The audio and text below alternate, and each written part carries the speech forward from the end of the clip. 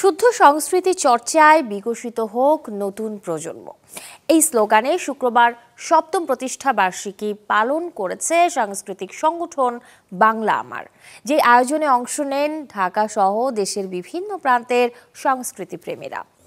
বাংলাদেশ শিল্পকলা একাডেমির জাতীয় চিত্রশালা মিলনায়তনে বিভিন্ন আয়োজনের মধ্য দিয়ে পালিত হয়েছে বাংলা আমার সংস্কৃতি চর্চা কেন্দ্রের প্রতিষ্ঠাবার্ষিকী। এবারের আয়োজনে জাতীয় সাংস্কৃতিক প্রতিযোগিতা পর্বে সারা দেশ থেকে আসা প্রতিযোগীদের মধ্য থেকে সঙ্গীত, নৃত্য, আবৃত্তি ও চিত্রাঙ্কনে ৮ জন বিজয়ীর হাতে স্বর্ণপদক সহ তুলে দেওয়া হয় মোট ৬৮টি পুরস্কার।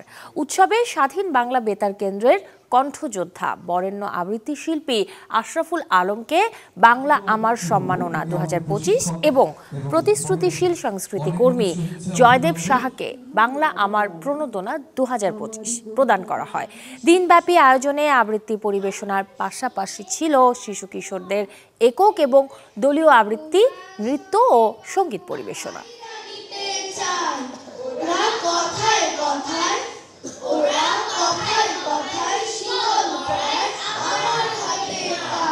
করুণার দুঃখ শোক শুনবে গাঁও গ্রামের লোক, শোনো শোনো গঞ্জের শোনা ভাই,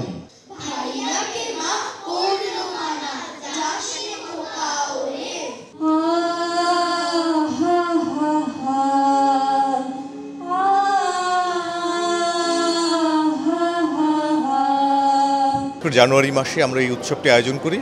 তারই ধারাবাহিকতায় এবার আমাদের সেই উৎসবটি আমরা বিভিন্নভাবে সাজিয়েছি।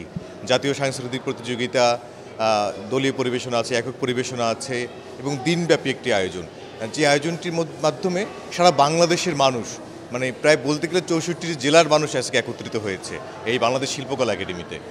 এবং এটা আমাদের জন্য অনেক বড় অর্জন যে সারা বাংলাদেশের মানুষকে আমরা একত্রিত করতে পেরেছি। বিশেষ করে আজকে আমরা ৮ জন প্রতিযোগীকে, যারা বাংলা আমার জাতীয় সাংস্কৃতিক প্রতিযোগিতায় অংশগ্রহণ করেছিল, স্বর্ণপদক প্রদান করেছি। ৮ জনকে রৌপ্য পদক প্রদান করেছি, ৮ জনকে ব্রোঞ্জ পেয়েছে এবং প্রায় মোট ৬৮ জন পুরস্কৃত হয়েছে।